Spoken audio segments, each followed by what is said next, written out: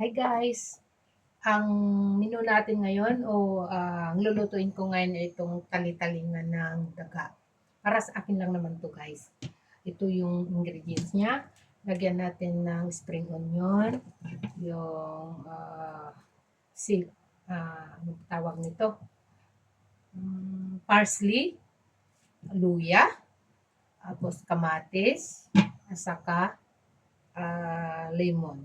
Yan, tapos lagyan natin ng, of course, hindi nawawala ito, bagoong. Lagyan natin ng konting bagoong. Yan, yan guys. Yan. Start natin. Ito guys ay pinakuluan ko ng tubig.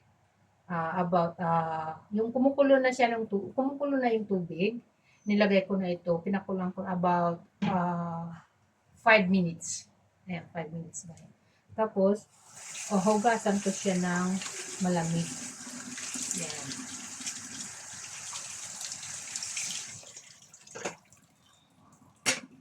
Kumbaga, ang tawag nito ay parang salad lang siya.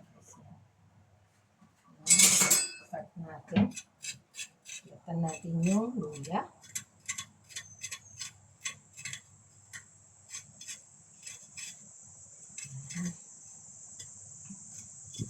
Masarap siya guys. Subukan ninyo. Try ninyong magluto ng ganito. Masarap siya. Sa kabundukan, sa kaingin guys, marami kayong makukuha ganito na tali-talingan ng daga. Ito ay dried. Yung dried siya, nakasupo siya. Yung kaila mo, kumuha ako guys. Masarap kasi siya, napapaulam ako. Yan. Maganda kasi paglagyan natin ng parsley guys, masarap yung amoy. Yan. Pangalis na rin nung amoy ng tali-talingan ng daga. Halu-haluin lang naman natin guys yan.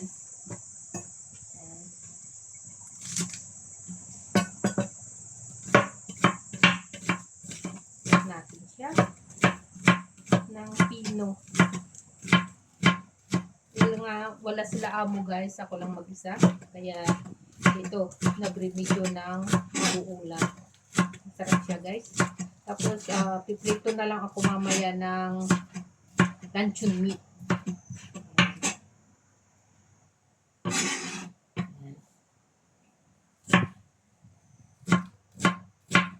Gusto ko itong amoy ng parsley guys. Mabango kasi siya. Saka marami ring benefit ang makukuha dito sa parsley. Halo-halo lang natin guys. Lang yata itong luya ko Itong luya, medyo pino ang pagkakagayat nito. Kasi maanghang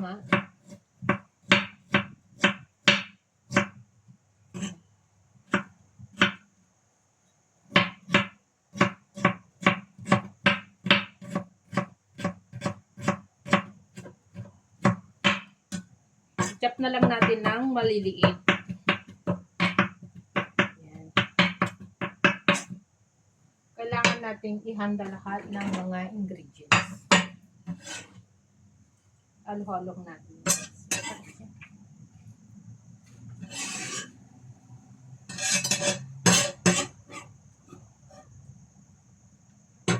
Saka isang kamatis.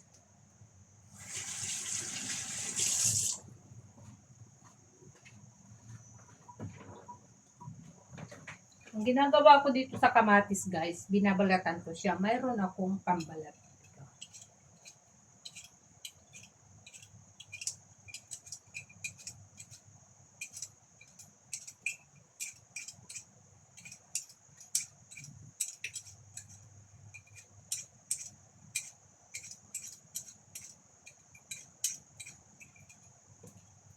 O diba? Nabalatan na natin guys. Ngayon, i-chop din natin hindi naman tanggalin natin yung yan. Tapos, tuwain lang natin ng ganyan.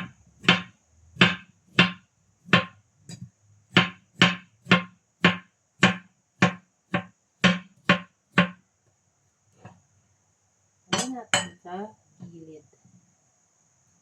Yan lang siya guys. Slice lang siya. Hindi chop. Slice lang. Ganyan. Ganyan. Slice lang siya. Tapos, mamaya na itong lemon. Mamaya na.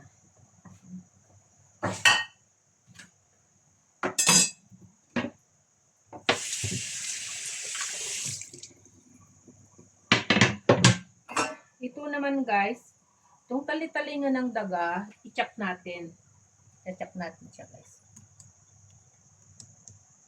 I-chop natin siya.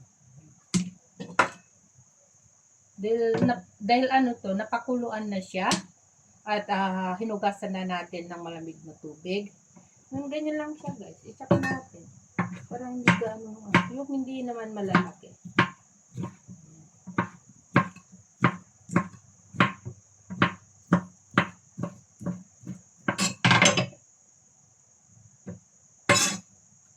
Madami yata akong nakalambot.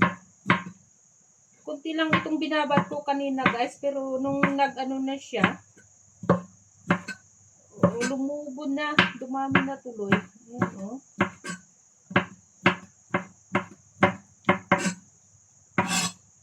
Ay, ang dami. Kulang yung luya ko.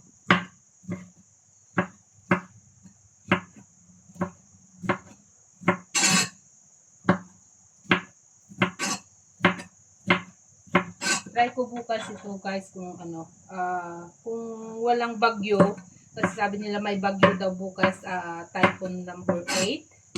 Eh kung wala guys, ano lang to, babaunin ko itong iba bukas. Kasi gusto rin ng mga kaibigan ko to eh.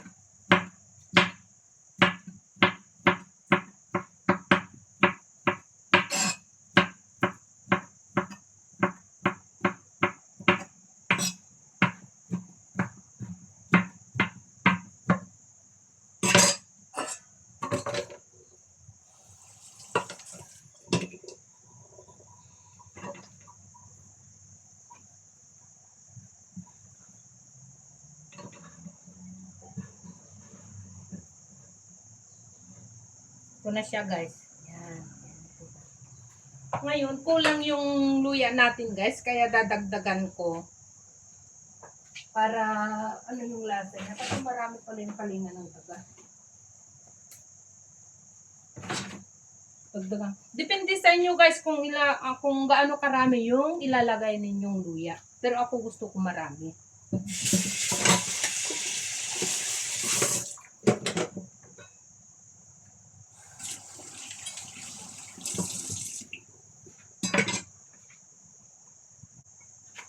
O, ito na siya guys. Paghalu-haluin na natin. Yan. Tapos, lagyan na natin yung luya. Yan. Tapos, yung kamatis. Pang-ibabaw lang natin yung kamatis. Yan. Halo natin guys lahat. Yan. So, diba? Yan. Tapos, lagyan natin ng kunting bagoong. Ito.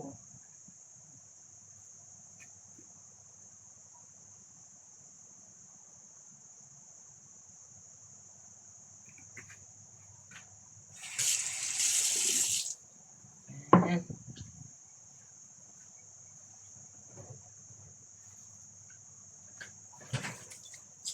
Tapos, lagyan na natin ng lemon guys.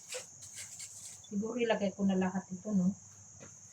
Para masarap yung asin niya.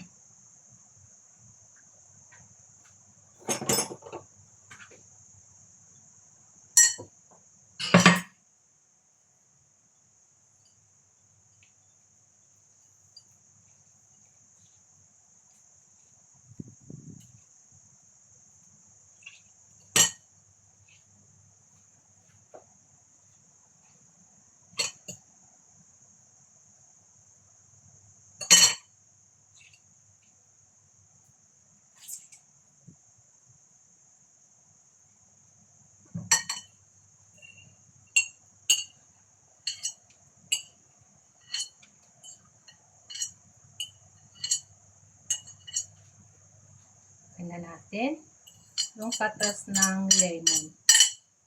Yan. Haluin.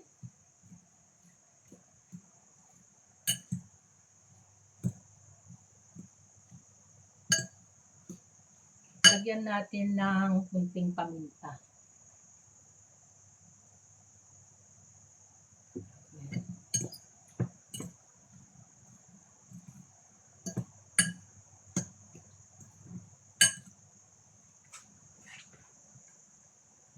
Ito na guys.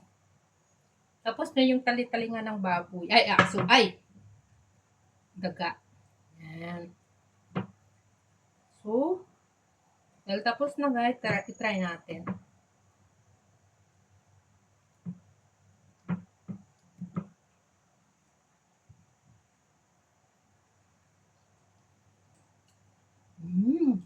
Sarap guys. Sarap. Sarap.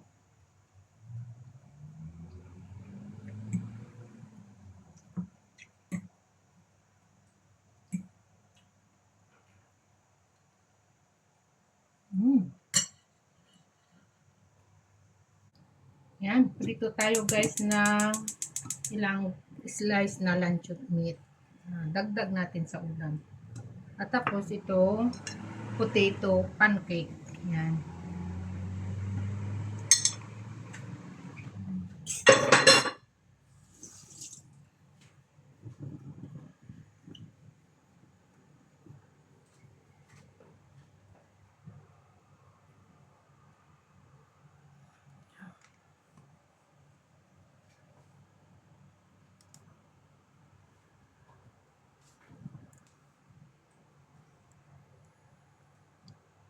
Yan guys, luluto natin para tayo ay may ulam. Tapos, re-reheat ko yung kanin ko.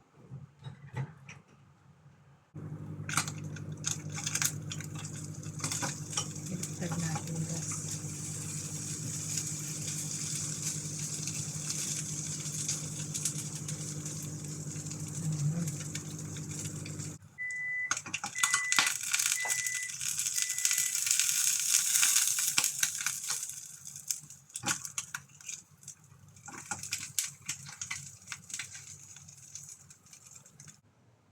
Kain na tayo guys. Ito yung ulam ko no. Luncheon meat. Saka yung ano. Ito. Saka ito. Ito na yung guys yung tali-talingan ng daga. Ayan. Ayan. Sarap.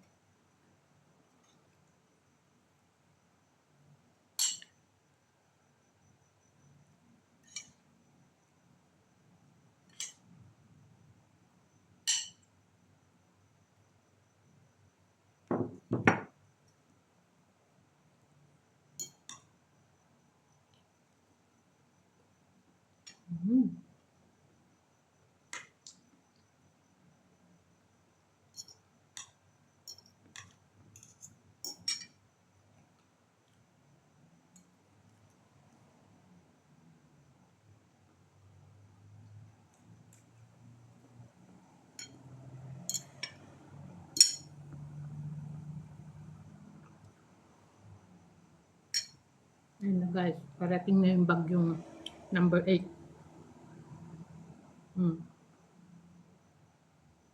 Ayan na guys.